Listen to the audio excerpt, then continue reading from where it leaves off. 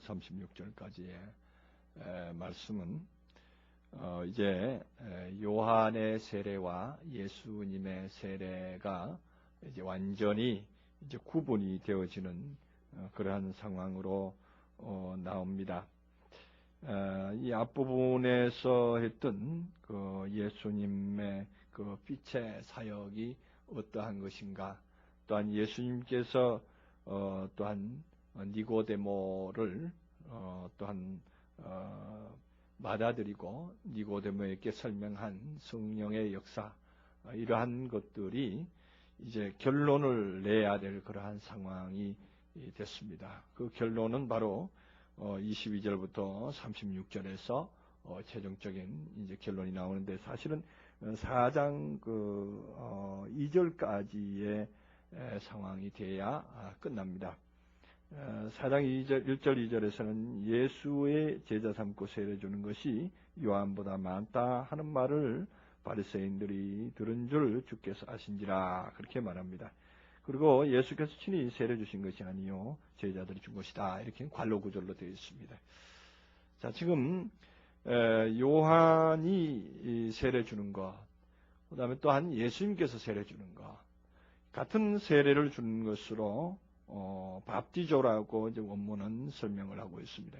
그런데 그 단어상으로는 똑같지만은 베푸시는 세례의 내용에서는 엄청난 차이가 있습니다. 그래서 예수님께서 주는 세례는 물로 주는 것이 아니라 어떠한 다른 것으로 준 것으로 이해를 해야 됩니다. 요한은 3장 23절에서 요한 또 살렘 가까운 에논에서 세례를 주니 거기 물들이 많음이라, 이렇게 해서 물로 세례를 줬다는 것을 분명히 알 수가 있는데, 예수님께서는 이후에 예수께서 제자들과 유대 땅으로 가서 거기 함께 유하시며 세례를 주시더라. 그럼 유대 땅으로 가서 예수님은 무엇로 세례를 주셨을까 하는 것이 나와 있지 않습니다. 이 세례라고 하는 이 단어, 밥디조라고 하는 것은 물로 찍어주다, 하다, 이런 의미가 들어있지 않습니다. 단순하게 무엇에 잠기다 하는 뜻을 가지고 있습니다. 무엇이 됐든 간에 거기에 잠기는 거예요. 물에도 잠길 수 있고, 술에도 잠길 수 있고, 어떤 사상에도 잠길 수가 있는 거예요. 무엇이든지 잠기게 하는 그런 역사인데, 우리가 여기 22절에 나오는 예수님께서 유대 땅으로 가서 거기 함께 유하시며 세례를 주시더라 하는 이 문장을 어떻게 해석을 할 것이냐 하는 걸 한번 생각을 해보면, 예수님께서는 유대 땅으로 가서 거기 함께 유하시는 세례를 준 거예요. 함께 거하시는 세례를 준 거예요. 예수님의 품이 워낙 넓으니까 예수님 속으로 들어오게 하는 세례를 주었더라, 이렇게 볼 수가 있습니다. 그것을 어디서 볼 수가 있는가 하면은, 우리가 사도행전 19장에서 보면은 사도 바울이 에베소로 가가지고 에베소에 있는 제자들에게 한 말을 보면은 분명히 알 수가 있을 것 같습니다. 사도행전 19장 1절부터 5절까지 한번 보시겠습니다. 아볼로가 고린도에 있을 때에 바울이 윗지방으로 다녀 에베소에 와서 어떤 제자들을 만나 가로되 너희가 믿을 때 성령 받았느냐? 가로되 아니다. 우리가 성령 있음도 알지 못하느라. 바울이 가로되 그러면 너희가 무슨 세례를 받았느냐 하고 세례의 종류가 있다는 것을 의미하고 있습니다. 무슨 세례를 받았느냐 하고 물었더니 대답하되 요한의 세례로다, 그렇게 말합니다. 그 요한이 베푸는 세례는 물로 베푸는 세례입니다. 그렇게 해서 그들이 직접 요한에게서 세례를 받았다 하는 의미보다도 요한이 베푸는, 물로 베푸는 세례를 받았다, 이렇게 볼 수가 있습니다. 가로되 이제 바울이 다시 4절에 보면은 바울이 가로되 요한이 회개의 세례를 베풀며 백성에게 말하되 내 뒤에 오시는 이를 믿으라 했으니 이는 곧 예수라 하거늘 저희가 듣고 예수의 이름으로 세례를 받으니 하고 말합니다. 그래서 여기서 예수의 이름으로 받는 세례가 다릅니다. 요한이 받는 세례와 예수 이름으로 받는 세례는 분명히 구분이 된다는 것을 알아야 됩니다. 그래서 바울이 무슨 세례를 받았느냐 하고 묻는 것이 바로 그런 뜻입니다. 오늘날도 우리들에게 질문하는 것이 그럽니다. 무슨 세례를 받았느냐 하고 물으면은 우리가 흔히들 말하기에 요한의 세례로다. 요한의 세례, 물 세례 받았다. 이렇게 말을 하게 되어 있습니다. 그러나 바울이 베푼 세례는 여기 오늘 5절에 보면은 분명히 저희가 듣고 주 예수 이름으로 세례를 받으니 하고 말하는데, 주 예수 이름으로 물 세례를 받으니 하고 물자가 들어있으면은 바울도 물 세례를 베풀었구나 하는 것을 알 수가 있는데, 바울은 물 세례를 주지 않았습니다. 무슨 세례를 줬느냐? 예수 이름으로 세례를 줬다는 얘기죠. 다시 말하면 예수의 이름을 그들에게 덮어 씌워줬다 이런 얘기예요. 예수의 이름에 흠뻑 잠기도록 해줬다 이런 얘기예요. 예수라고 하는 그 존재성 안으로 들어갈 수 있도록 푹 잠기도록, 이 표현이 어디서 많이 이용되는가 하면은 로마서 13장 12절 이하에서 나오면은 예수 그리스도로 옷을 입어라. 이제 옷 입는 것이 아니라 세례를 입는 거나 다름없습니다. 세례를 베푸는 거나 다름없습니다. 우리가 흔히들 세례라고 하면은 물에 들어가는 것, 무엇을 씻는 이런 의미지만은, 지금 요한의 세례, 지금 이따가 나옵니다만 유대인이 결례에 대해서 말하는 것은 하나의 죄를 씻어내는 이런 의미가 있지만, 예수님께서 베푸는 세례는 덮어 씌우는 그런 의미가 있습니다. 완전히 옷 같은 거를 완전히 씌워주는 것, 완전히 물 속에 완전히 들어가게 하는 것, 이것이 이 세례입니다. 그래서 밥기조가 두 가지 의미를 가지고 있습니다. 우리들 흔히들 아는 결례에 대해서, 결례라고 하는 것은 흔히들 구약에서부터 유래가 되는데, 구약에서는 어떤 의미가 있습니까? 제사장들이 이 제사를 제단에 들어가기 위해서 제단에 섬기러 들어가기 직전에 그 물두병이 있었습니다. 그 성전 회막 바로 앞에 물두병이 있었는데, 그 물두병에다가 손을 씻는 것이 하나의 결례가 됐던 것이에요.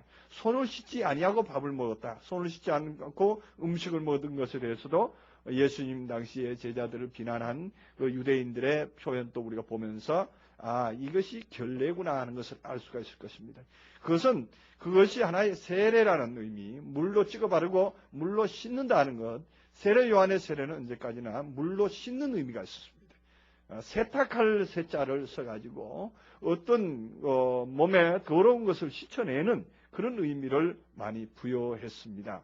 그러나 바울이 말하는 그런 세례는 직접 물로 씻는 그런 세례가 아니라, 그것이 예수 그리스도의 이름 안으로 들어가는, 예수 이름 안으로 그 모든 사람들이 이끄는 그런 세례를 베풀었던 것입니다. 오늘날 말하면은 복음을 그들에게 베풀어서 그들로 하여금 예수 그리스도를 확실히 믿게끔, 예수 그리스도를 그 완전히 신뢰하게끔 하는 그러한 복음을 그들에게 베푸니까 그들이 온전히 세례를 받고, 나중에는 6절 이하에 보면은 그들이 방언도 하고 예언도 하고 모두가 12사람쯤 되는 그런 역사가 있는 것을 볼 수가 있습니다. 우리가 그 사도 바울의 그 증거를 한번 다시 또 볼 수가 있는데, 이 말씀을 보충하는 부분이 고린도전서 그 1장에 보면은 나와 있습니다. 고린도전서 1장에 보면은 바울이 내가 아무 사람에게도 세례를 베푼 적 없다, 이렇게 분명히 밝힙니다. 우리 하나님께서는 세례를 주라 함이 아니고 오직 복음을 전케하기 위해서 나를 택하시고 보내셨다, 이렇게 말하면서 고린도전서 1장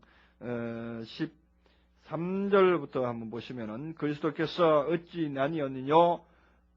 바울이 너희를 위하여 십자가에 못 박혔으며 바울이 이름으로 너희가 세례를 받았느뇨? 그리스보와 가이오 외에는 너희 중 아무에게도 내가 세례를 주지 아니한 것을 감사하노니 하고 말합니다. 그래서 오늘 여기 나오는 그리스보와 가이오 외에는 아무 사람에게도 세탁하는 세례를 주지 않았다 이런 얘기예요. 다시 말하면은 물로 베푸는 세례를 준 적이 없다 이런 얘기를 합니다. 그러면 바울은 무슨 세례를 줬느냐? 오직 그리스도의 이름의 세례. 오늘 지금 여기 에베소 교회에 가서 세례 준 거에 대해서는 바울이 전혀 표현을 하지 않는 것으로 봐서, 지금 여기 나오는 세례는 바울이 말하는, 지금 이게 내가 누구에게 세례를 줬고 누구에게 세례를 줬고 하는 이 세례가 나옵니다. 이 세례는 실제로 물 세례를 의미하고 있습니다. 바울이 그렇다고 물세례를 안 준 건 아닙니다.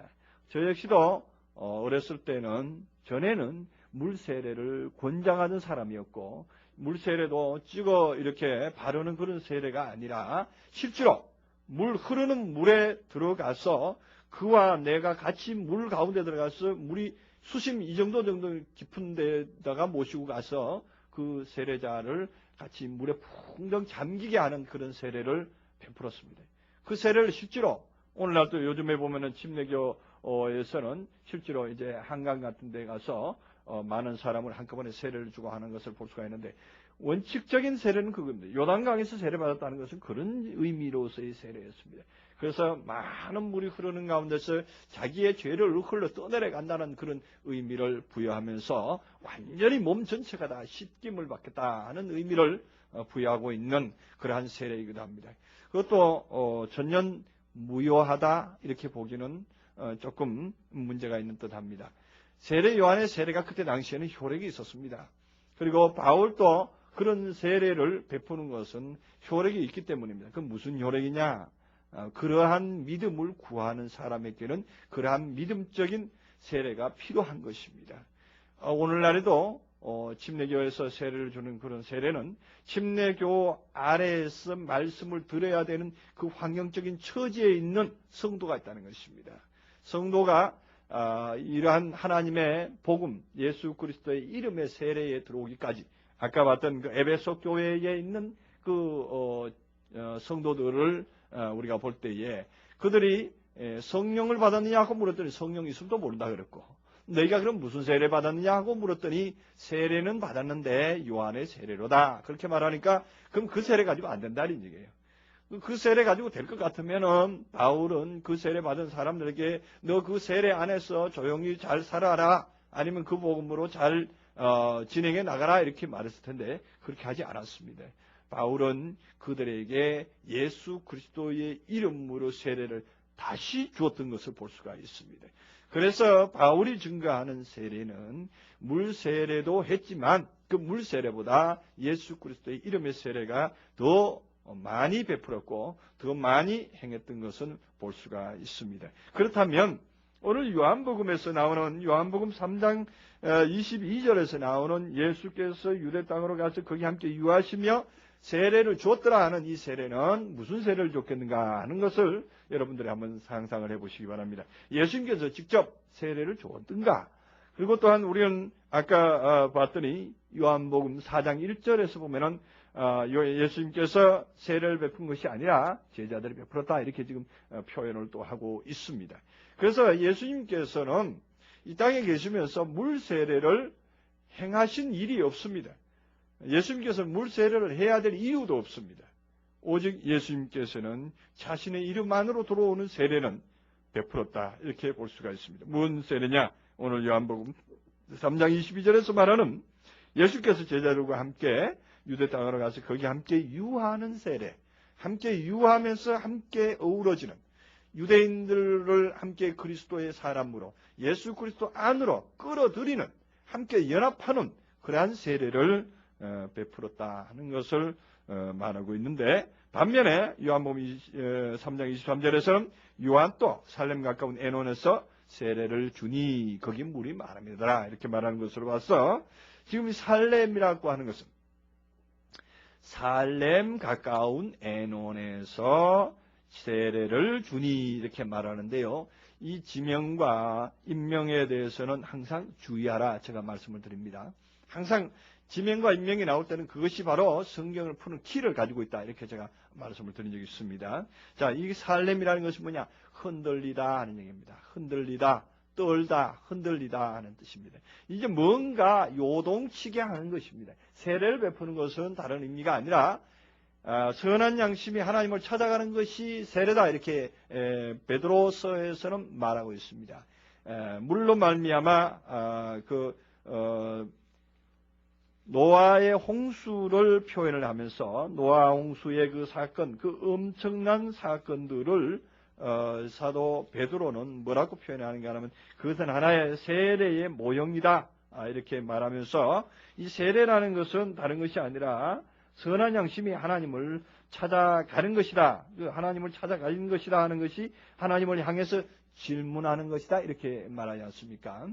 질문하는 것이고 찾아가는 것입니다. 그래서 하나님께로 질문하는 것이죠. 우리가 세례를 받음으로 말미암아 그것이 마음이 깨끗해지고 뭐 어떻게 변화되는 것이 아니라 내 자신이 뭔가 의문을 가지게 됩니다. 이 세례의 의미가 무엇일까? 내가 진실로 죄가 씻김 받았다면은 내가 어떠한 삶을 살아야 될 것인가 하는 의문을 계속 가지게 됩니다. 이 의문을 가진다는 것이 참 중요한 것이고 우리 이 그리스도인들에게는 하나님의 축복이 아닐 수가 없습니다. 목마른 자에게 하나님께서는 생수를 주십니다. 목이 가란 자일수록 우물을 팔 줄 알고 물이 얼마나 중요한 줄 압니다. 그래서 시편 기자는 사슴이 시냇물을 가람같이 내가 주의 말씀을 가라나이다 이렇게 말하는데 사슴이 있다. 이 사슴이 물이 가람을 알 때에 그게 축복이라는 얘기죠. 오늘날도 하나님을 향해서 질문을 던질 줄 아는 성도, 하나님을 향해서 질문을 할 줄 아는 성도는 참으로 축복받은 성도다 이런 얘기입니다.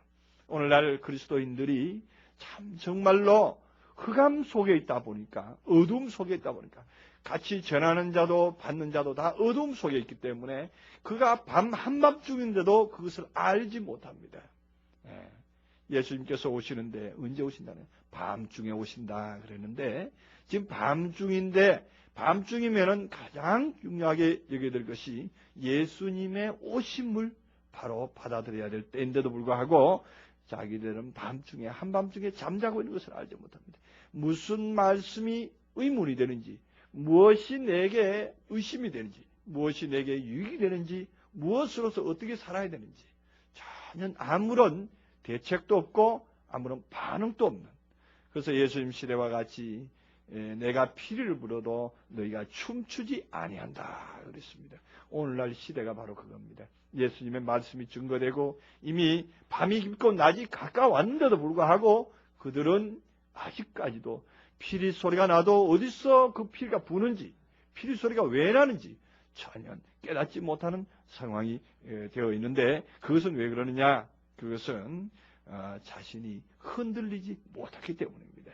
여기서 살렘 가까운 에논이 되지 못해서 그렇습니다. 사실은 요한의 세례, 그 세례를 제대로 받은 사람이라면 먼저 마음이 흔들려야 됩니다. 흔들려야 됩니다. 그래서 갈대처럼 흔들리기도 하고 또는 그 흔들림이 있음으로 말미암아 뿌리는 더 깊이 박힙니다. 흔들림이 있음으로 말미암아. 그래서 믿음에서 말씀에서 의문이 안 간다고 하는 것은 사실은 죽은 나무나 다름없고 죽은 생명체나 다름없습니다.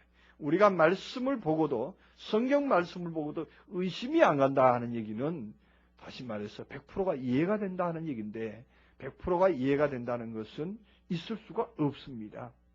성경, 이 개역 성경을 보고도 우리가 원문 성경을 보고도 의문이 나는 것들은 너무 많은데 개역 성경을 놓고도 의문이 없다 그러면은 의심 가는 대목이 없다 그러면은 그거는 감각이 없는 상태입니다. 성경을 보면 볼수록 깊이 보면 볼수록 더 의문이 많이 일어나게 되어 있습니다. 성경 자체는 의문이 나게 되어 있습니다. 의문투성이로 만들어 놨습니다. 구조적으로 그렇게 해놨습니다. 왜냐? 그래야 하나님을 찾아가기 때문입니다. 하나님은 숨어 계시기 때문입니다. 하나님은 오픈시켜 놓고 계시지 않습니다. 하나님은 숨어 계셔야 하기 때문입니다. 왜냐? 두드리고 찾을 때에 열리는 것이지 그냥 나 여기 있다고 열려져 있는 것 하나님이 아닙니다. 그렇게 무가치한 하나님이 아니다는 얘기죠. 하나님께서는 무한한 권능과 능력이 가지고 계시고 무한한 은혜 속에 비밀 속에 가려 있는 분이십니다. 그래서 하나님은 예수 그리스도는 비밀이다 이렇게 말합니다. 또한 비유고 비밀이고 또한 모든 그 하나님의 능력은 다 감추어 있다 하는 것을 우리는 볼 수가 있습니다. 자, 그래서 살렘이라는 단어는 흔들리다 하는 의미를 가지고 있고 가까운 에논이다 이렇게 말합니다. 에논이라는 것은 셈입니다.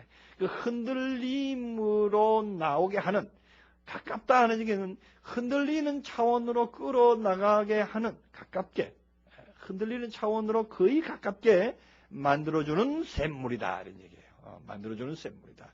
거기에서 세례를 베풀었다는 얘기입니다.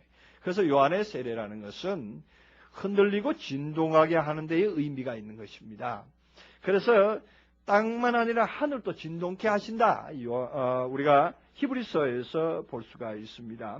히브리서 기자는 하나님께서 너희는 진동치 못할 나라를 받았다 이렇게 말하면서 또 한 번 땅만 아니라 하늘도 진동케 한다 이렇게 또한 말씀을 하고 있습니다. 우리가 진동치 못할 나라를 받았다 이렇게 또한 말하고 있는데 히브리서 12장 28절 이하에 보면은 27절부터 보겠습니다.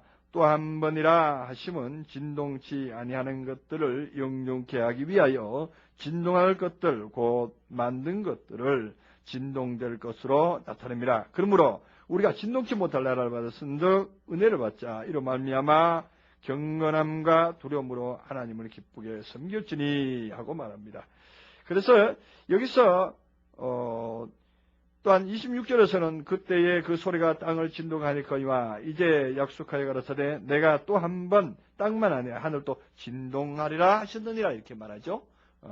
그래서 진동이 돼야 됩니다. 진동된다 하는 얘기는 움직인다 하는 얘기도 의미가 있는 것이죠. 우리가 변화돼야 된다 하는 얘기죠. 우리의 본래 마음에서 변화되어서 하나님의 요구하시는 모양으로 갖춰져야 됩니다.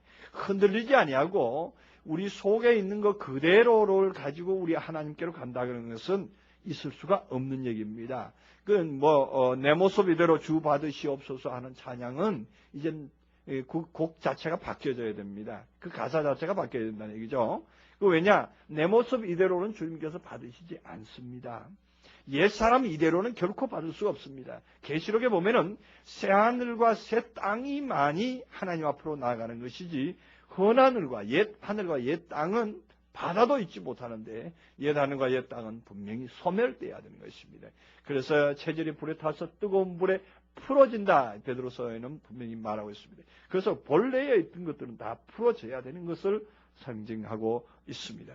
그래서 오늘 여기 살렘 가까운 에논이라는 의미도 바로 물 침례, 물 세례는 분명히 살렘으로 가깝게 하는 것입니다.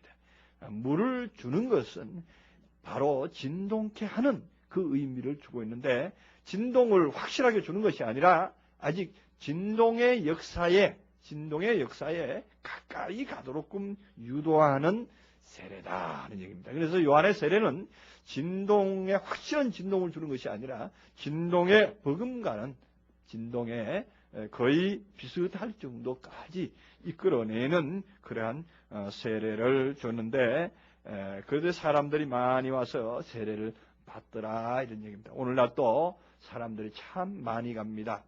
그러한 세례 받기 위해서 사람들은 많이 가는데 이것은 무슨 세례냐? 물 세례이기 때문입니다. 그래서 물은 물과 포도주와의 차이가 있는 것이죠. 우리가 요한복음 2장 공부할 때도 이미 물과 포도주의 구분을 저희들 분명히 했습니다. 물은 평상적인 일상적인 이론에 불과한 것이고 일상적인 하나의 기초 복음이다 이렇게 말씀을 드린 적이 있습니다. 기초 복음이요 또한 기본 복음이다 이렇게 볼 수가 있습니다. 그것은 바로 첫 사람에게 적용되는 복음이다 이렇게 볼 수가 있습니다. 그래서 물과 성령으로 거듭나야 되고 물과 성령으로 거듭난 사람은 물에서도 나와야 되고 또한 성령에서도 나와야 된다 이거죠. 물에 잠겨 있을 때가 있는가 하면 물에서 이제 빠져나와야 될 때가 있다는 것을 분명히 말하고 있습니다. 그래서 여기 물침례, 물세례도 사실은 물 속으로 들어가게 하는 것입니다. 다시 말해서 말씀 속으로 들어가게 하는 것입니다. 이론 속으로 들어가게 합니다. 정말로 오늘 우리들에게 가까이 오시는 분들을 보면은 다 그래도 성경 1독 이상 들은다 하시는 분들이 가까이 와서 말씀을 청종하고 말씀에 대해서 더 깊이 보고자 하시는 그러한 역사가 있는 것을 볼 수가 있는데 그것은 바로 기초적인 복음을 마스터된 사람들이 건너온다는 것입니다. 그렇지 않은 상태에서 우리 복음 안으로 건너오면 무엇이 뭐 말인지 헷갈려서 잘 듣지 못합니다. 아직 그 기초적인 그 물침례의 말씀, 물의 어떤 이론의 말씀도 마스터하지 못했는데 우리의 영의 말씀, 예수님께서 지난 시간에 말씀하신 것처럼 내가 땅의 일을 말하여도 너희가 알지 못한다. 하물며 하늘의 일을 말하면 너희가 어찌 알겠느냐 이렇게 말씀하신 것 같이 땅의 일과 하늘의 일은 분명히 구분됩니다. 첫 사람에게 해당되는 말과 두 번째 사람에게 해당되는 말이 분명히 다릅니다. 예수님께서는 한 입으로 두 말씀을 하신 걸 여러분들이 잘 기억해야 됩니다. 예수님께서 이 땅에 계실 때에 예수님께서 십자가에 못 박히기 이전에 증거됐던 말씀과 예수님께서 십자가에서 못 박힌 이후에 부활하신 이후에 하신 말씀의 내용이 분명히 다르다는 것을 우리는 알아야 됩니다. 그래서 사도행전 1장에 보면 예수님께서 부활하신 이후에 40일 동안 땅에 계셔서 제자들에게 무슨 일을 증거했느냐? 하나님의 나라의 일을 증거했다. 이렇게 말합니다. 하나님의 나라의 일을 증거한 사실을 우리는 잘 알아야 됩니다. 그럼 예수님께서는 이 땅에 계실 때는 그럼 무슨 말씀을 했느냐? 그러면 그때는 하나님의 나라의 일이 아니냐 하는 얘기인데 천국에 대한 얘기를 했죠. 천국에 대한 얘기를 말씀을 하셨습니다. 천국과 하나님의 나라는 또 의미상은 조금 다릅니다. 천국과 하나님의 나라는 하늘들의 나라와 하나님의 나라는 다르다 이런 얘기죠. 그래서 그 의미를 우리는 이 시대에 다시 한번 재조명을 해야 됩니다. 천국이 마음이 청결한 자, 또한 온유한 자, 이러한 사람들이 보는 그런 천국관, 또한 오늘날 우리들이 가지는 그 천국관, 이러한 것들은 다 기초적인 복음 안에서 물 세례의 복음 안에서는 흔히들 할 수 있는 말이고 흔히들 또한 이론으로 또한 전개될 수 있는 그러한 말씀이 됩니다. 그러나 이제 부활한 이후에 제자들에게 적용시키는 것은 하나님의 나라다 이런 얘기죠. 하나님의 나라는 무한한 그 두 번째 과정에 들어가 있는 사람들에게 해당되는 복음이 되겠습니다. 그래서 예수님께서는 예수님과 연합한 사람들에게 그 복음을 전개했던 것을 우리는 또한 복음서의 여러 군데서 또한 찾아볼 수가 있습니다. 자, 그래서 24절에 보면 요한이 아직 옥에 갇히지 아니하였더라 이렇게 말하는데 요한이 갑자기 이 앞부분의 세례 과정에 대해서 얘기를 하고 뒷부분에는 유대인들이 25절에서는 요한의 제자들과 더불어서 결례에 대해서 변론을 하고 있는 이 말씀이 있는 그 사이에 요한이 아직 옥에 갇히지 아니하였더라 이 말씀이 나왔다 이거죠. 그러면 이 말씀은 왜 말하고 있을까? 우리는 보면은 이게 역사적인 증거요. 또 요한이 실제로 옥에 갇히는 그런 일이 있었지 않습니까? 그래서 그런 것들을 표현하기 위해서 사도 요한 또 그것을 삽입했지 않느냐 이렇게 생각이 되겠지만 그렇게 보기보다는 요한이 아직도 옥에 안 갇히고 있는 상태, 옥에 갇혀야 마땅한데 옥에 던짐을 받아야 마땅한데 아직 옥에 갇히지 않았다는 얘기는 요한이 아직 활동을 하고 있는 겁니다. 살아서 활동을 하고 있는 상황입니다. 요한이 활동을 하고 있는 것은 요한의 물세례가 아직도 내 안에서 역사를 하고 있다는 얘기입니다. 요한의 물세례가 나를 주장하고 있다는 얘기입니다. 요한이 전한 이론이 나를 아직도 주장하고 있다는 얘기입니다. 그래서 이 요한이 주장하는 이론은 딱 묶어서 옥에 딱 갇혀 놔버려야 돼요. 딱 옥에 갇혀 놔버리면 또다시 요한의 이론이 나를 끌고 가지 않습니다. 이것이 더 나아가면 조금 더 이제 깊이 제가 비유를 한다면은 이제 무적행의 열쇠, 천국의 열쇠를 가지고 말할 수가 있는데 그것은 바로 이 요한이 증거한 모든 것들에 대해서 이제 딱 가둬 놓을 수 있는 곳이 바로 그것입니다. 그것이 바로 그 무적행의 열쇠로 뚜껑을 열고 거기다가 집어넣고서 다시 잠가버려야 되는 거죠. 그 잠가버렸을 때 그 복음이, 그 사상이, 그 이론이 나를 주장하지 못하는 것입니다. 그 요한이 사실은 옥에 갇히고 요한이 목이 베어 있는 그 사건이 나오는데 그것은 바로 오늘날 우리들에게 주장하고 우리들에게 나타냈던 모든 그 이론들이 잘려나가는 것이고 이론들이 바로 주장을 더 이상 하지 못하도록 된 것입니다. 그랬을 때에 이제 예수님께서 정상적으로 활동을 할 수가 있습니다. 예수 그리스도의 진정한 인격적인 복음, 존재의 복음이 온전히 자신 안에서 역사를 하고 주장할 수가 있는 것입니다. 그래서 내 안에 있는 요한의 인격, 요한이 가졌던 모든 이론적인 것, 모든 사상적인 것, 모든 우리들이 기초적으로 들었던 모든 어떤 그 교리나 철학이나 이러한 모든 것들이 모두가 다 완전히 잠가지고 감옥에 갇혀져 버리고 완전히 다시 역할을 못할 때가 참으로 중요한 것입니다.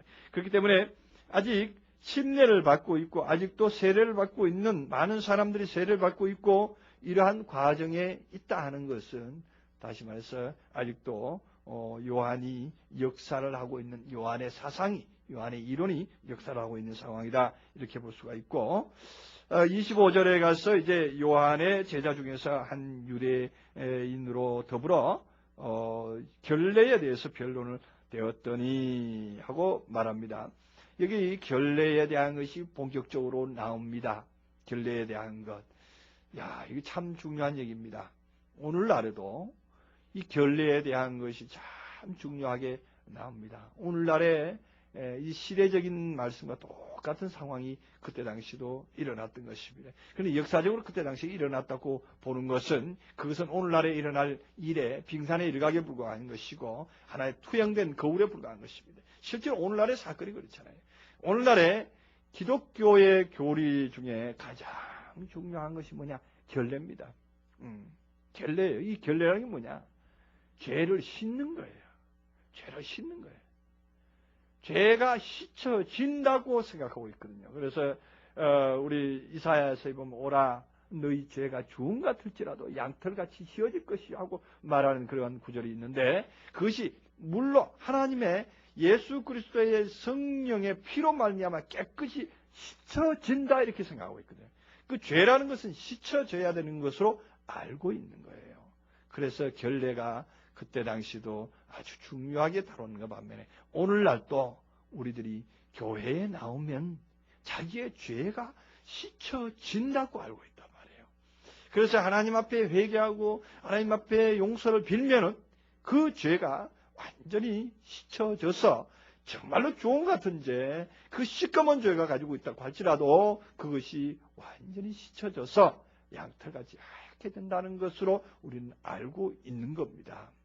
그런데 우리 하나님께서는 그것을 말하신 게 아니단 말이죠.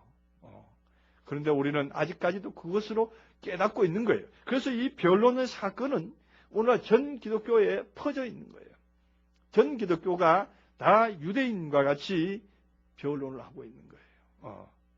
죄가 씻어져야 된다. 죄는 씻어질 것이다 하는 것이죠. 우리 주님께서 우리의 죄를 대신해서 지고 가셨기 때문에 우리는 회개하면은 그 죄는 씻어진다 이렇게 생각하고 있거든요.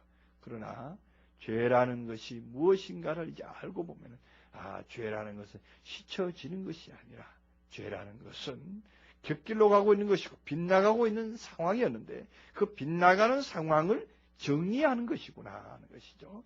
회개라는 것은 다른 것이 아니라 이쪽으로 가던 길을 돌이켜서 다른 길로 가는 것이 회개거든요. 근데 회개를 해서 그 자신이 지었던 때 묻은 그 옷이 씻어지듯이 우리가 옷이 빨래가 우리 더러운 옷을 세탁기로 해서 빨래를 하듯이 그 완전히 지워져서 새 옷으로 갈아입는 것을 그렇게 생각을 한다 이거죠. 그러나 우리 이사야서에 하는 말씀처럼 이사야서에도 죄가 씻어질 것이라고 말하지 않았습니다. 주홍 같을지라도 양털같이 휘어지리라는 그 양털이 같이 휘어진 흰빛으로 나온다는 얘기. 흰옷은 예수 그리스도의 옷이요 세마포의 옷이요 진정으로 흰빛 빛의 사자로서 그래서 빛의 갑옷을 입자 이렇게 나오지 않습니까? 그 빛의 갑옷을 입은 상태가 바로 우리들이 부활한 성도들의 모습이요 우리가 이제 최종적으로 나아가야 될 그러한 옷이 되고 모습이 되는 것입니다. 자, 그런데 여기서 결례에 대하여 변론이 일어날 수밖에 없습니다. 오늘날까지도 모든 이 요한의 복음, 물세례의 복음은요 결례입니다. 다시 말해서 너희들은 세상에서 태어날 때부터 이미 태어날 때부터 이미 아담과 하와로부터 전수받은 원죄가 있기 때문에 이 원죄를 치유받지 아니하면, 원죄가 씻겨지지 아니하면 구원과 관계가 없다 하는 것이 전체 복음의 가장 핵심이 되는 것입니다. 그래서 예수를 믿어야 된다. 예수님의 보혈의 피로 말미암아 너희들에게 있는 그 원죄의 죄의 모든 업이 무산되고 그것이 다 지워진다, 이렇게 생각을 하고 있었던 것입니다.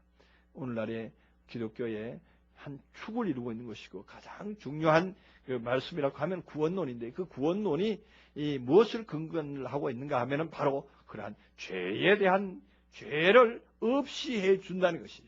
우리가 죄가 있기 때문에 죄를 없이 함을 받지 아니하면 하나님께로 나갈 수가 없다 하는 것이 가장 기본적인 이론인데, 그것은 복음을 듣고 예수님을 영접함으로 말미암아 자신 안에 있는 죄의 모든 것들이 다 지워진다, 이렇게 생각하는 거죠. 씻혀진다, 이렇게 생각하고 있는 거예요. 이것이 결례에 대한 아주 주축을 이루고 있는 중요한 복음의 근간이 되고 있는데, 물론 그것이 1단계에 있는 사람들에게는 그게 필요합니다.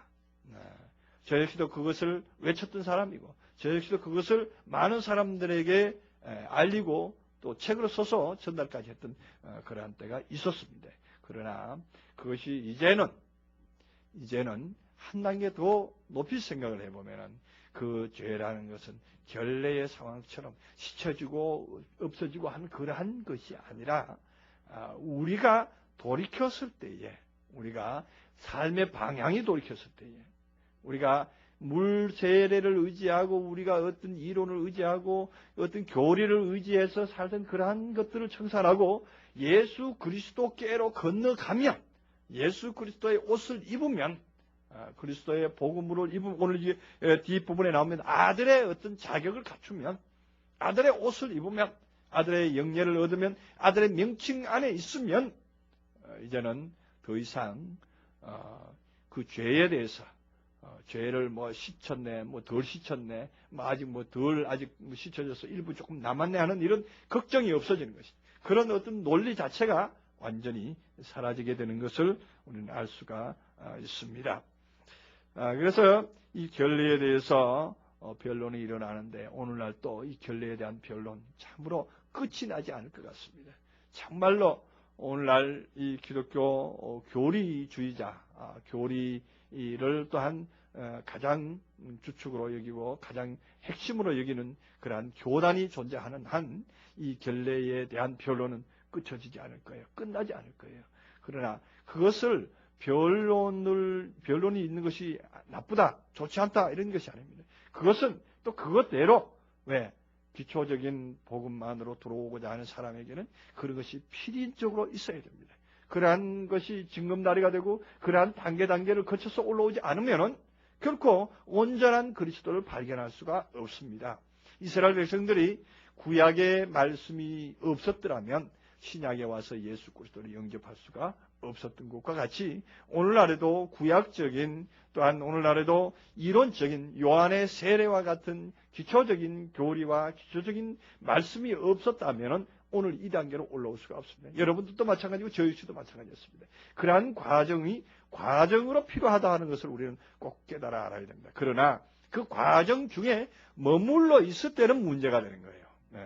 10년 예수를 믿었고 20년 예수를 믿었고 몇십 년 신앙생활을 했던 사람이 아직도 거기에 머물러 있기를 원하고 아직도 거기에 있다면 그것은 문제가 된다, 이런 얘기죠.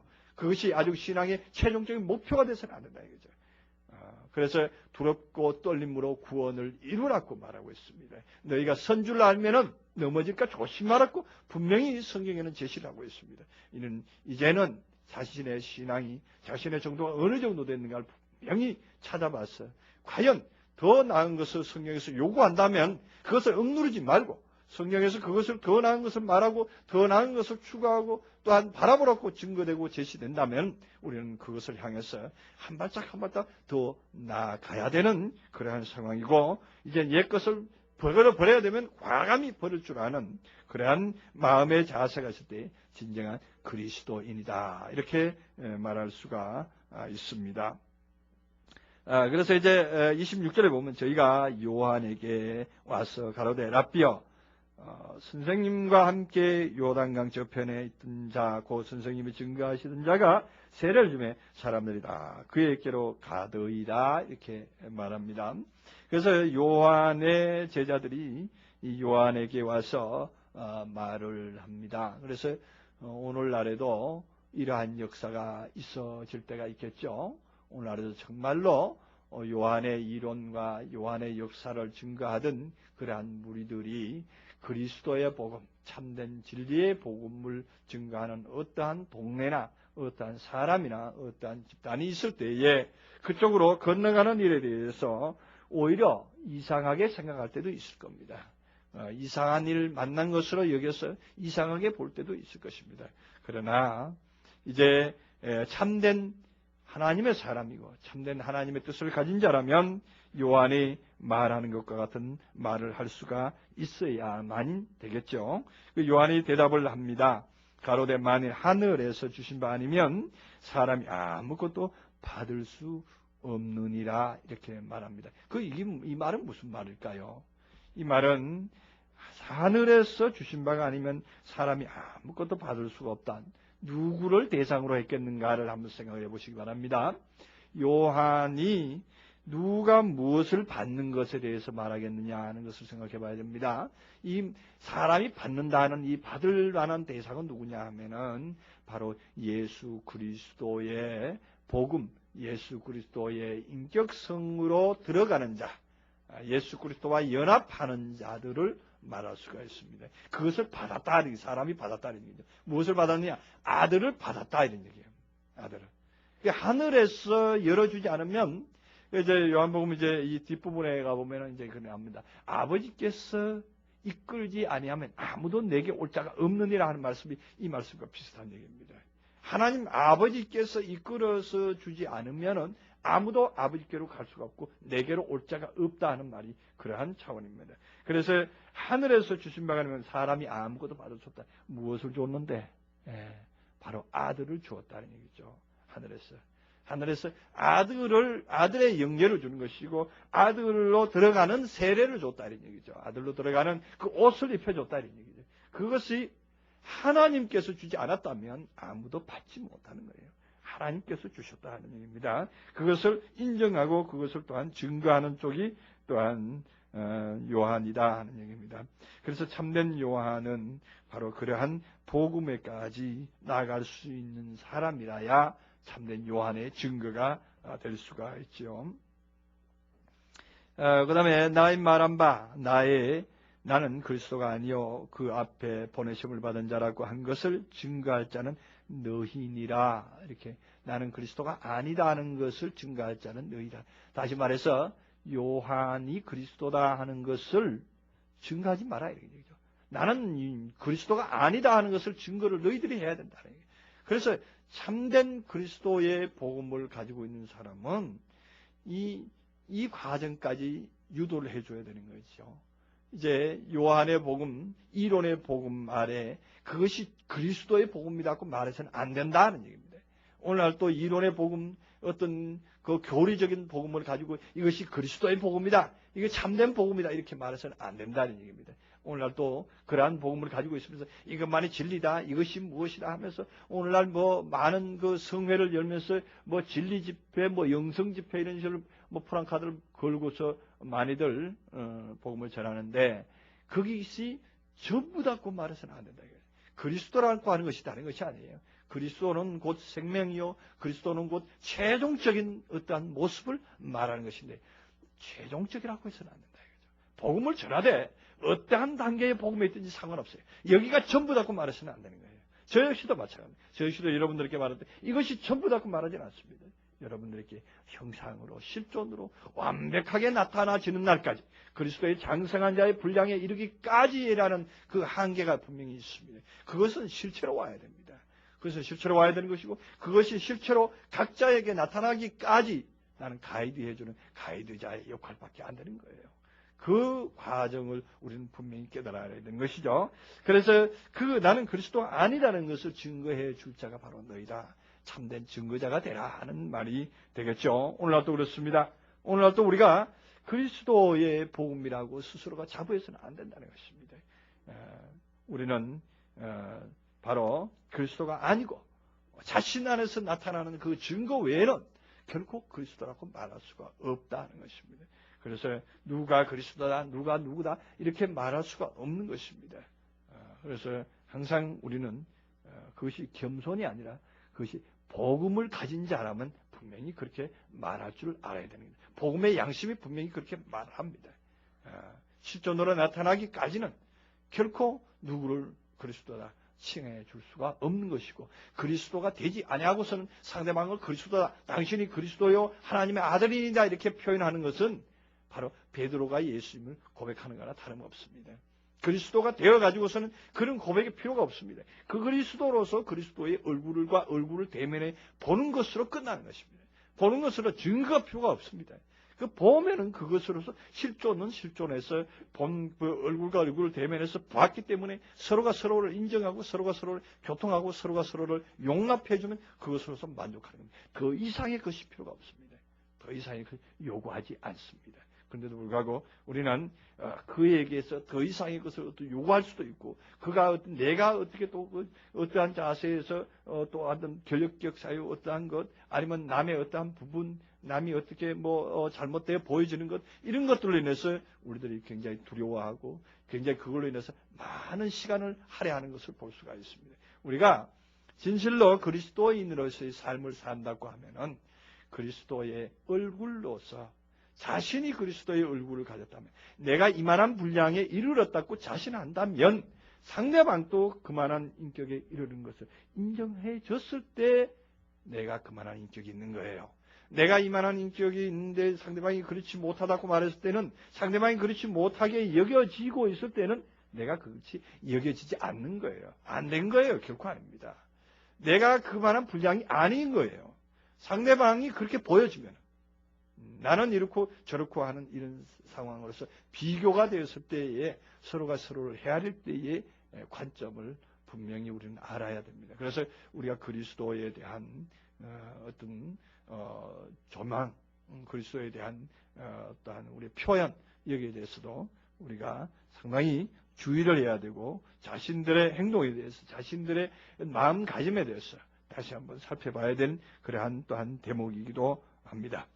29절에 신부를 취하는 이는 신랑이나 서서 신랑의 음성을 듣는 친구가 크게 기뻐하노니 나는 이러한 기쁨에 충만하였노라.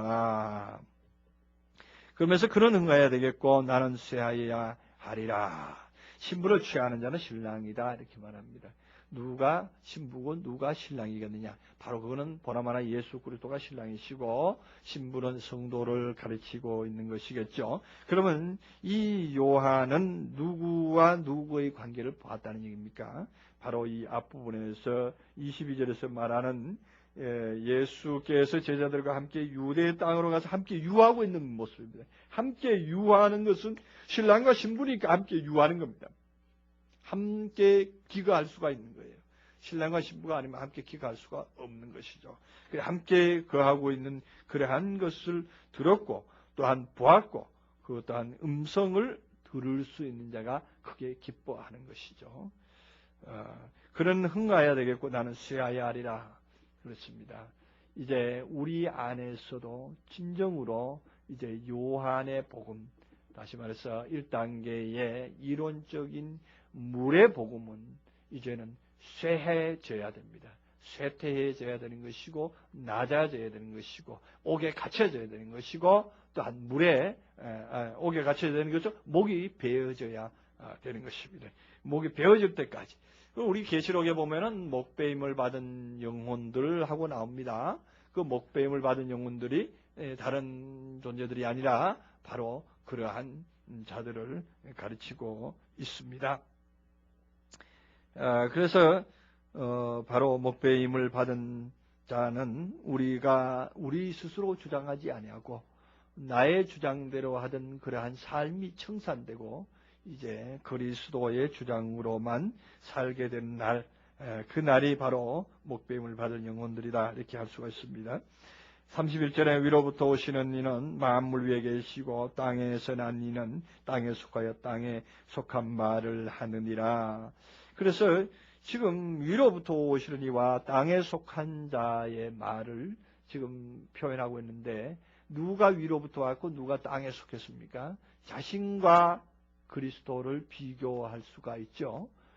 자신과 그리스도. 다시 말하면 위로부터 오시는 이는 바로 예수 그리스도를 말할 수 있겠고, 또한 예수 그리스도가 보낸 그 아들의 성령, 그를 또한 말할 수가 있습니다. 그 아들의 성령을 또한 위로부터 오십니다. 그래서 이제 34절에 보면 하나님이 성령을 한량없이 주신다, 이렇게 또한 말하지 않습니까? 그래서 성령으로 오시는 그 아들에 관한 상황을 또한 볼 수가 있습니다. 그 땅에 속한 자는 땅에 속해서 땅에서 난 자는 땅에 속하여 땅에 속한 것을 말한다, 이렇게 말합니다. 그래서 땅에 속한 자 바로 요한의 증거는 땅에 속한 말을 증거하는 것처럼 이렇게 묘사를 하고 있습니다. 32절에는 그가 그 보고 들은 것을 증거하되 그 증거를 받는 이가 없도다. 누가 말합니까? 누가 그 보고 들은 것을 증거한다고 말합니까? 그 누구를 말합니까? 예수를 말하죠. 바로 오늘 우리에게 나타나서 우리에게 증거하실 그 예수. 그는 보고 들은 것을 증거하되 그 증거를 받는 이가 없다. 이제 보는 것, 듣는 것이 나옵니다. 이제 우리에게 증거되는 복음, 우리에게 2단계 복음으로서 나타내지는 복음은 이제 보아야 되고 들어야 되고 만져봐야 되는 그러한 복음이 되는 것입니다. 그래서 우리가 요한일서 1장 1절 이하에 보면은 태초부터 있는 말씀에 관한 우리가 들은 바요, 또한 눈으로 본 바요, 손으로 만졌다, 이렇게 표현하는 성구를 볼 수가 있는데, 요한일서 1장 1절 388쪽입니다. 태초부터 있는 생명의 말씀에 관하여는 우리가 들은 바요, 눈으로 본 바요, 주목하고 우리 손으로 만진 바라, 이렇게 말합니다. 그래서 태초부터 있는 생명의 말씀은 눈으로 보기도 하고 주목하고 손으로 만지기도 하는 것이 진정한 태초부터 있는 생명의 말씀인 것입니다. 그래서 이제 예수님의 증거는 바로 보고 또한 증거되는 것입니다. 보고 듣고 증거되는 그 증거가 바로 이러한 복음이 되는 것입니다. 그 다음에 33절에서 그 증거를 받는 이는 하나님이 참되시다 하여 인쳤느니라. 이 부분에 대해서 학자들 간에 많은 견해가 있습니다. 이 증거를 받는 사람은 하나님을 참되시다 하여 하나님을 인친다. 그러면 아니 사람이 하나님을 인정한다, 이런 결론이 되거든요. 사람이 하나님을 인정할 수가 있느냐? 하나님이 사람을 인정할 수도 있지만 감히 사람이 하나님이 당신이 하나님이요 하고 인정해 주는 그러한 상황이 일어나는데 이것을 어떻게 이해를 할 것이냐? 이 격상의 위치 때문에 이해를 못하고 많은 학자들 간에 이 부분에 대해서 문제가 되고 있습니다. 그래서 이 증거를 받는 이는 하나님을 참되시다 하여 인쳤다. 하나님을 인치는 상황. 그래서 하나님의 역사, 다시 이 역사가 외면적으로 나타나는 역사로 보면은 이게 상대가 있기 때문에 그 상대를 인치려면은 상당히 어렵습니다. 근데 이 증거를 어디서 받냐? 내면에서 받잖아요. 내 내면에서 받게 되거든요. 이 내 내면에서 예수 그리스도의 음성, 하나님의 음성, 하나님의 말씀을 확증하고 하나님의 역사를 온전히 인정합니다. 근데 그 하나님은 어디 계시냐? 그 하나님은 내 속에 계시는 것이죠. 내 속에서, 내 안에서 역사를 하시는 것을 볼 수 있습니다. 그래서 내 안에 계신 그 하나님, 그 하나님을 누가 인치는 것입니다. 내가 인치는 것이죠. 내 자신이 그 하나님을 온전하시다, 참되시다 하여 확실하게 당신은 하나님입니다. 당신은 나의 주님입니다. 당신은 나의 구주입니다. 당신은 아버지입니다 하고 인칠 수가 있는 것이죠. 그래서 우리 안에서 우리 주를 인정하는 것입니다. 그런데 이 인정이 되지 않습니다. 어떠한 사람만 가능하느냐? 바로 이 증거를 받는 자, 그 증거를 받는 자. 그래서 아버지께서 내게로 이끌지 아니하면 내게로 올 자가 없다 하는 얘기가 그겁니다. 하나님께서 증거해 주지 아니하면 우리는 그 증거를 도대체 인정할 수가 없습니다. 우리 안에 하나님의 증거는 확실합니다. 이 증거는 우리 안에서 생명의 역사를 통해서 우리 안에서 확실하게 증거해 주기 때문에 당신은 살아계십니다. 당신은 나에게 계십니다. 당신과 내가 함께 있는 것을 내가 이제야 알겠나이다 하고 고백이 나오는 것입니다. 우리 믿는 자들에게 바로 이러한 표적들이 다 있습니다. 이 표적은 참으로 중요한 것입니다. 이것이 없으면요, 하나님은 믿을 수가 없습니다. 믿어지지 않습니다. 여러분들, 이러한 표적이 없으면서 하나님을 믿는다는 분들 보면은, 야, 정말 그 믿음 대단하다. 저는 이렇게 봅니다.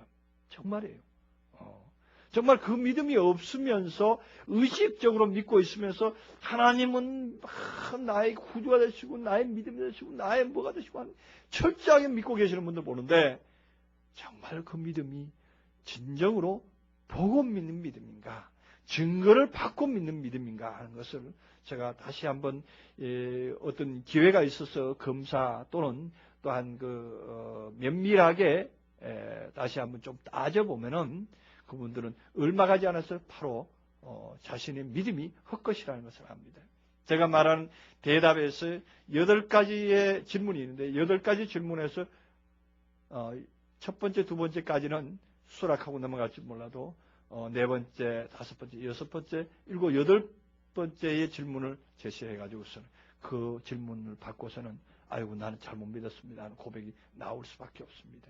진실로 하나님을 가지고 하나님의 믿음으로 산다는 사람은 먼저 무엇부터 달라져야 된다 그랬습니까? 기도의 내용부터 달라져야 된다 제가 이렇게 말씀을 드린 적이 있습니다. 기도의 내용에서 한번 생각을 해보시라 이거죠. 내가 하나님 안에서 하나님의 몸으로 하나님의 아들로 살고 있다면 우리가 우리의 기도가 어떠해야 되겠느냐 하는 얘기죠. 그래서 어떻게 하나님을 부르고 어떻게 기도합니까 하고 물어보면은 제각각입니다. 자신이 벌써 하나님의 믿음 안에 있다면서 하나님 안에 있다면서 하나님을 또한 인치고 있다면서 자신이 기도하는 그 기도 소리나 기도의 그 어떤 그 상대방을 부르는 칭호가 있지 않습니까? 그 칭호 자체에서 벌써 엄청난 차이가 일어납니다. 그러나 이것은 힌트에 불과합니다. 이거보다 더 엄청난 내용의 사건으로 또 들어갈 수가 있습니다. 그래서 직접적으로 몇 마디만 물어보면은 그가 진실로 하나님을 대상으로 믿는 사람인가 하나님 안에 있는 사람인가 하는 것을 분명히 알 수가 있습니다. 우리는 하나님 안에 있는 사람이고 하나님의 아들이 된 사람입니다. 하나님의 아들은 누굽니까? 하나님의 아들이라는 것은 이때까지는 우리는 하나님의 아들 그러면 예수 그리스도와 같이 개체로 알았습니다. 하나님은 저 하늘에 계시고 하나님의 아들은 땅에 계셨으니까 분명히 하늘과 땅에 격차가 있었습니다. 격차가 있어서 분리되어 있는 사실이었습니다. 그러나 오늘날 우리에게 오는 성령을 한량없이 주셔서 우리에게 오시는 그 아들은 그런 분이 아니다는 것을 우리는 알고 있어야 됩니다. 요한복음 10장에서 말하는 바 말씀을 받은 자는 신이라 하여건을 하고 나오는 말씀을 이해를 못하면 도저히 이 부분을 넘어갈 수가 없습니다. 하나님을 어떻게 인칠 수가 있느냐? 사람이 어떻게 하나님을 인치느냐? 이렇게 나올 수밖에 없습니다. 그 개체로 여기고 있는 그 사상, 개체로 여기고 있는 어떤 교리 안에서는 도저히 이 단어가, 이 문장이 풀어지질 않습니다. 그러나 개체로 여겨지는 것이 아니라 동일체로 여겨지고 나와 아버지는 하나님이라고 분명히 예수님께서 밝혔는데 아들로서 계실 때에도 분명히 나와 아버지는 하나님이라고 분명히 밝혀주셨는데도 불구하고 우리는 나와 아버지는 하나가 되면 안 되는 걸로 안다 이거죠. 그 부분에 대해서는 참으로 어렵고도 어려운 숙제나 다름없습니다. 오늘날 우리 기독교인들이 다 같이 숙제로 안고 있는 부분이 이런 부분에서 상당히 많은 문제를 안고 있는 것입니다. 그래서 오늘 이 부분에 대해서는 여기까지만 하고 또 34절로 넘어가겠습니다.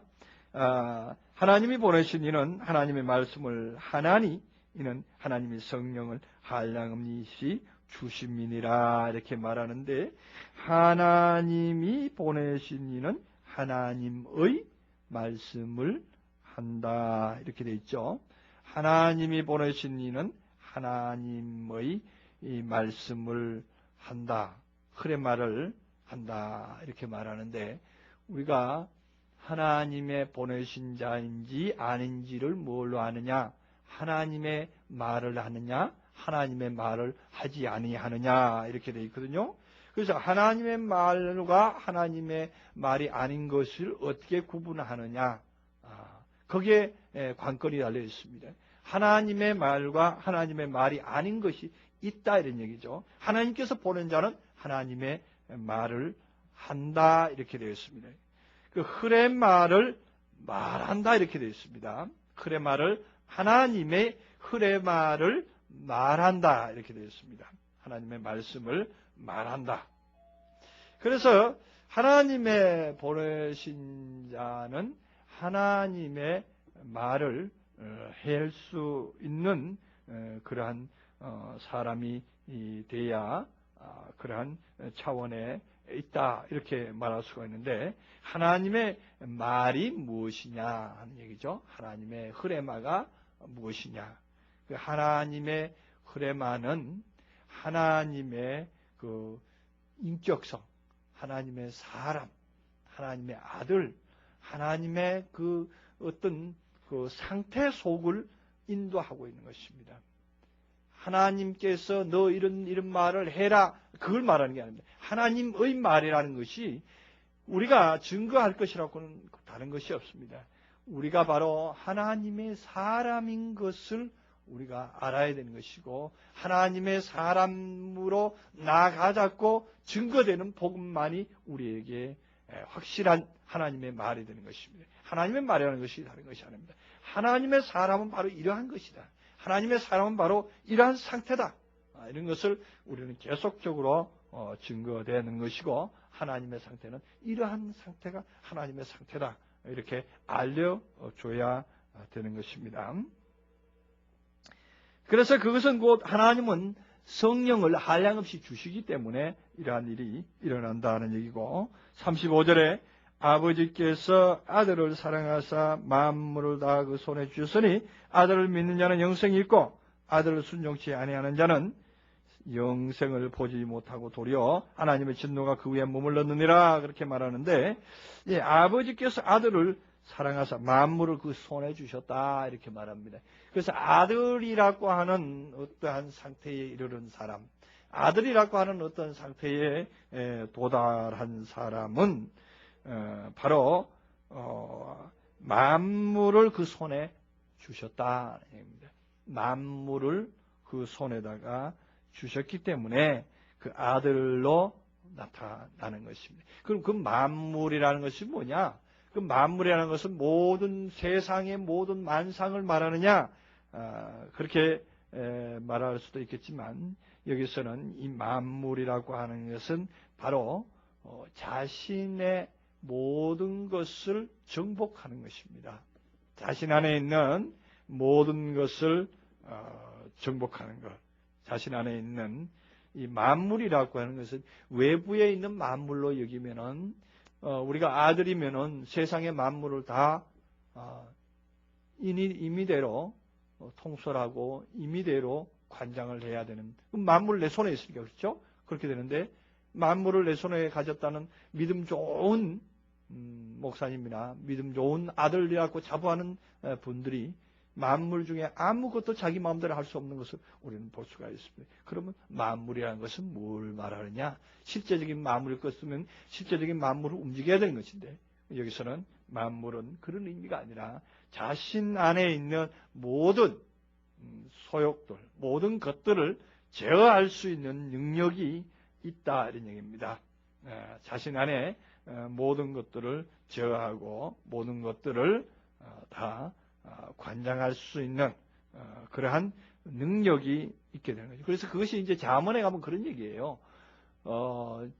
마음을 다스리는 자는 성을 빼앗는 것보다 낫다 하는 말씀이 그러한 표현이 일부분이라 이렇게 말할 수 있습니다.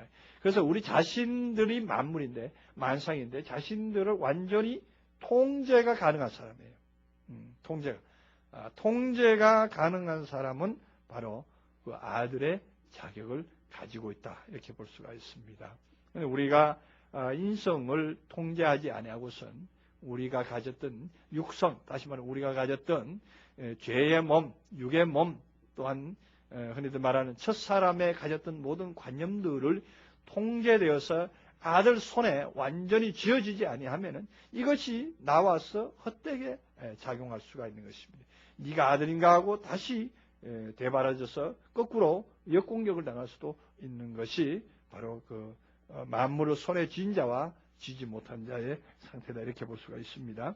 36절에 아들을 믿는 자는 영생이 있고 아들을 순종치 아니하는 자는 영생을 보지 못하고 도리어 하나님의 진노가 그 위에 있느니라. 그 아들을 믿는 자라 그러는데 여기 이 본문에서는 에이스톤 히오스입니다. 에이스톤 히오스입니다. 아들을 대상으로 믿는 것이 아니라 아들 안으로 믿는 것이에요. 에이스니까. 아들을 상대로 아들이라고 하는 어떤 대상을 믿는 것으로 이렇게 묘사가 되어 있습니다. 우리 지금 번역 성경에서는 도저히 찾아볼 수가 없습니다. 어떤 대상, 이 아들이 여기 계시니까 이 아들을 믿기만 하면은 뭐가 된다 했느냐? 바로 영생을 가졌다, 이렇게 되어 있거든요. 그러면 2000년 전에 왔던 예수를 믿기만 하면은 우리는 영생을 가질 수가 있는 것입니다. 그분을 믿지 않는 사람 누가 있습니까? 크리스천들은 다 믿는데 그분들은 다 영원한 생명 가졌다는 얘기인데 그런 얘기가 아니죠. 에이스톤 휘어스입니다. 에이스톤 휘어스는 아들 안으로 믿어질 때, 자신이 아들 안으로, 자신이 아들 안에서 믿어질 때에, 자신이 아들 안에 있다는 것이 확실하게 증거되어질 때에, 내가 확실하게 하나님의 아들 안에 있다는 것이 확실하게 손에 잡힐 듯이 느껴질 때에 그 사람은 영원한 생명을 가졌다는 얘기죠. 왜냐하면 아들이 바로 영생이니까. 내가 아들 안에 있다는 것은 영생 안에 있다는 얘기예요. 이미 그 사람은 영생의 존재다는 거예요. 우리가 아들이 되면은 우리는 완전한 영생의 차원에 들어갈 수가 있습니다. 그래, 아들을 순종치 아니하는 자는 영생을 보지 못했다. 아들을 순종치 아니한다. 그러니까 그 아들의 하는 말씀에 복종되는 모양이다, 이렇게 생각을 하는데 그게 아닙니다. 여기서도 아들로, 이거 아들을이 아니고 아들로, 아들에게 이렇게 볼 수 있습니다. 이게 이제 역격으로 쓰여졌거든요. 아들이라는 효수가. 자, 그러면은 이 역격으로 쓰여진 이 아들에게 순종된다는 것이 뭐냐? 아들로 순종되는 거예요. 내가 아들로 설득되는 거예요. 내가 아들이라는 것으로 완전히 설득되어지고 완전히 이해가 되어지고 내가 아들이라는 것이 자부심을 가질 수 있는 그러한 사람이 될 때에 그런 바로 영원한 생명을 가졌다, 이렇게 볼 수가 있습니다. 내가 아들, 우리는 이제 아들에 대한 것이 이제 오늘부터 이제 쭉 전개돼 나오는데 이후에 이제 아들에 대한 것이 또한 5장, 6장 부분에 쭉 들어가면은 깊이 다룰 수가 있습니다만은 오늘은 그냥 간단히 여기에 나온 문장대로 그 아들에 설득된다 하는 얘기는 바로 자신이 아들로 써 있다는 것이 완벽하게 느껴져야 되는 거예요. 완벽하게 설득되어지고 순종이라는 단어보다는 설득되어진다는 의미가 더 확실한 표현이 되겠습니다. 그래서 아들로 설득되어지지 아니하는 자는 영생을 보지 못한다. 그 영생은 보는 것이 아닙니다. 영원한 생명은 보는 것이 아니고 여기서 영이라고 하는 아요나스는 없습니다. 원문에 보면 아요나스가 없고 그냥 조에를 보지 못하고 또 조에만 나와 있습니다. 그 영자는 지우세요. 영자는 지우셔도 됩니다. 이거는 원문에는 없는 건데 한글 성경에 가끔씩 그냥 생을 보지 못하고 삶을 보지 못하고 살아있는 것을 보지 못하고 이렇게 써는 것 좀 이상하니까 그래서 영자를 하나 넣은 것 같습니다. 생을 보지 못하고 조에를 보지 못하고 조에를 보지 못하고 도리어 하나님의 진노가 그 위에 머물러 있느니라, 이렇게 말합니다. 생을 보지 못하고 조에를 보지 못한다는 이 단어, 영원한 그러니까 생명이 아니라 생명을 보지 못한다. 살아있는 어떤 생명체를 보지 못한다, 이런 얘기입니다. 살아있는 생명체를 보지 못하고 오히려 하나님의 진노가 그 위에 머물러 있다. 왜 진노가 머물러 있을까요? 아들로 설득될 때까지는 계속적으로 말씀으로 채찍을 받게 되겠습니다.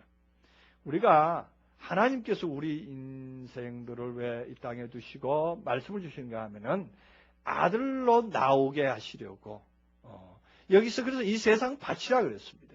그러니까 밭에다가 아들들을 뿌려놨습니다. 뿌려놨는데 이 아들들이 진실로 열매로서 딱 나와서 아들로서의 모양새를 딱 가지고 있으면 그거는 이미 곡간으로 들어가면 됩니다. 영원한 생명체니까 곡간으로 들어갑니다. 그러나 그것이 아직도 알곡이 되지 못하고 연결되지 못하면 계속적으로 곡식으로 대접을 받고 또한 생명체로 본다면 초달을 받게 되는 것이고 계속적으로 연결어져야 되는 그러한 단계가 있는 것이죠. 연결어질 때까지 아들의 모습으로 완전히 연결어질 때까지는 무엇이 필요한가 하면은 바로 진노가 계속적으로 설득되는 그런 역사가 있다는 것을 볼 수가 있습니다. 계속적으로 설득되는 역사, 그것이 바로 계속적으로 있어진다 하는 얘기입니다. 그래서 그 영원한 생명을 보지 못하고 오히려 진노만 있을 수밖에 없는 것은 바로 아들로 설득되지 않기 때문입니다. 그래서 우리가 아들로 설득될 때까지는 계속적인 초달이 있을 수밖에 없다 하는 것을 다시 한번 강조해 주고 있는 그러한 대목이 되었습니다. 그래서 오늘 이 요한복음 3장 그 마지막 부분 22절에서 36절 이 부분에서는 바로 예수님의 그 아들론, 예수님의 아들론, 또한 우리들에게 주는 아들의 지위, 아들의 상태, 이것을 표현하고 있다, 이렇게 볼 수가 있습니다. 그래서 아들의 상태는 그 아들로 연합되게 하는 데에 의미가 있는 것이지 다른 어떤 이론으로서 연합되는 그러한 것이 아니다. 그래서 세례 요한의 어떤 상태는 어떤 물과 같은 것이고 기초적인 교리와 같은 것이고 기초적인 이론과 같은 것인데 그것이 최종적으로 온전히 나타나질 때에 온전히 한 단계 더 올라가서 온전한 열매로 나올 때에야 비로소 온전한 아들의 모습으로 나오는 것이요. 그것이 바로 하나님께서 요구하시는 것이다. 이것을 증거하고 있습니다. 기도하시겠습니다. 사랑이 많으신 하나님,